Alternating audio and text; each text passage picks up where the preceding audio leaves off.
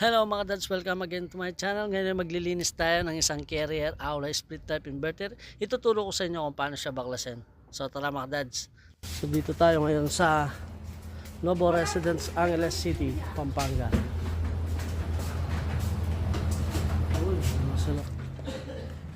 wala siya lamig. Hindi dati ba't ngayon may lamig? Ba't yung akin walang lamig dati? Mali lang yung settings ko.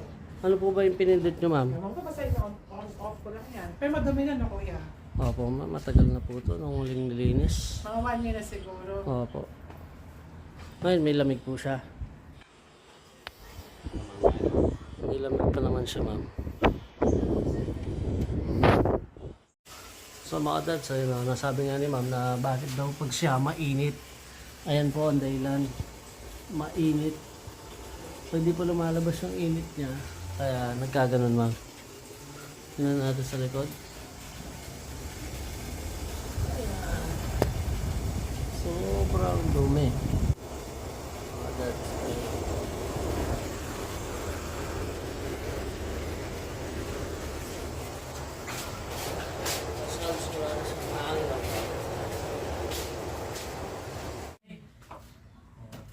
Ito na nga mga dads, unang tatanggal natin itong air swing, tapos yung tataas natin yung cover, mabubuksan natin dito yung front cover, makikita natin yung mga tornilyo. So dapat lang natin tanggalin yung mga yon. Tapos dito sa pinakababa meron din siyang tornilyo, ayan. So hindi abot dito yung cordless ko, kaya ginamitan ko siya ng Philip. So same din yan pag ibabalik natin mga dads. So after nun, pwede natin kalasin itong pinakababa.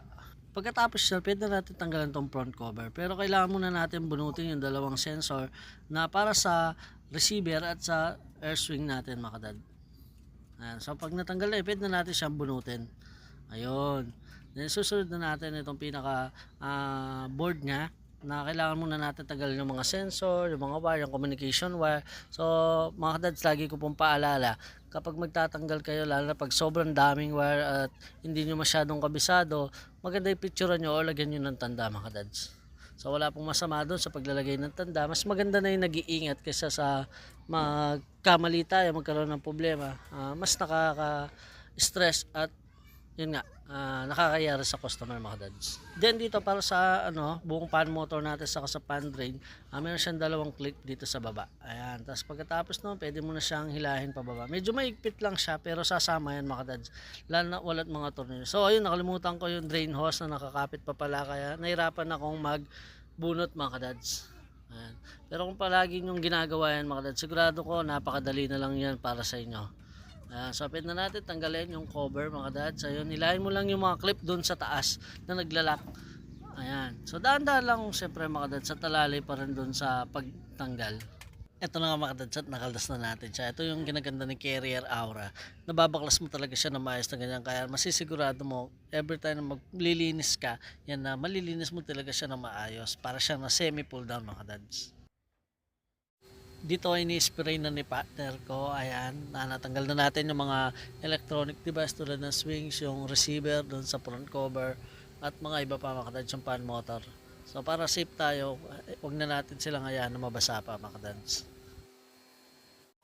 Tapos pwede na natin nilagay yung wash bag natin dito sa indoor mga dads. Ayan, so hindi na natin kailangan ng plastic dito mga dads kasi wala na siyang board na dapat takpan. So make sure lang napatay yung breaker mga dads bago tayo magwash. So mga dads, kung bago ka lamang sa akin channel, huwag mong kalimutan mag-subscribe at like ang ating video. Napakalaking tulong nito sa ating channel mga dads.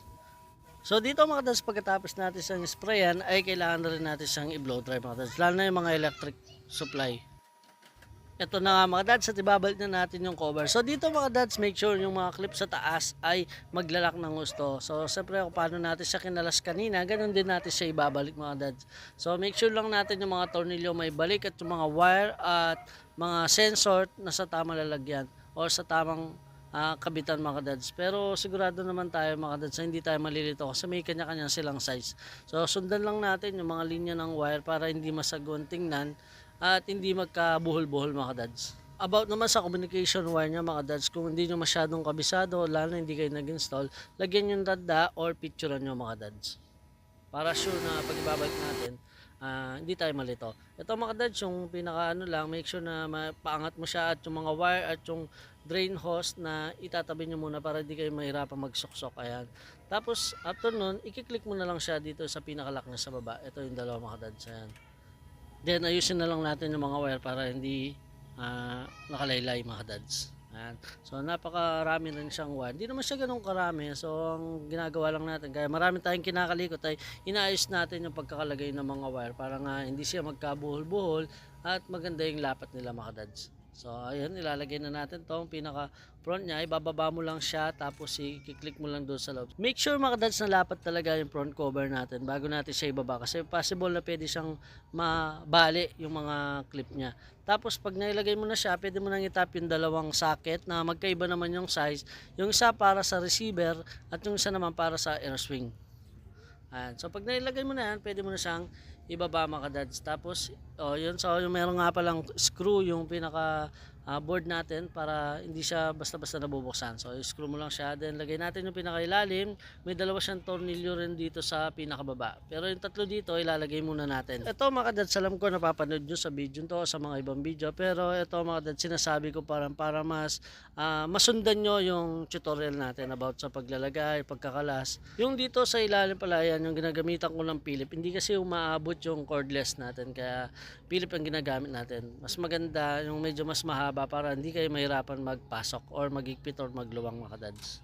At tapos ayan, pwede mo na siyang isara at ilalagay na natin yung filter at yung last yung air swing natin mga kadads. At pag nailagay na natin lahat, kuha tayo ng basahan mga kadads at punas-punas ng konti. Nanonood si ma'am, baka naman tip dyan.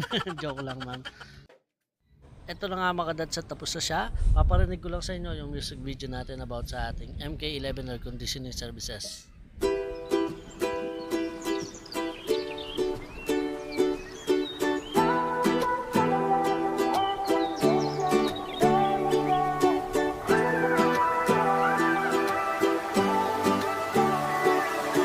Mainit ba? Pinapawisan? Sagot natin dyan ay madalang. Sa Angeles City, yeah, we cool the heat. MK11 bringing comfort to the street. Wala nang simangot, just one call away. Expert service making sure you're safe to stay.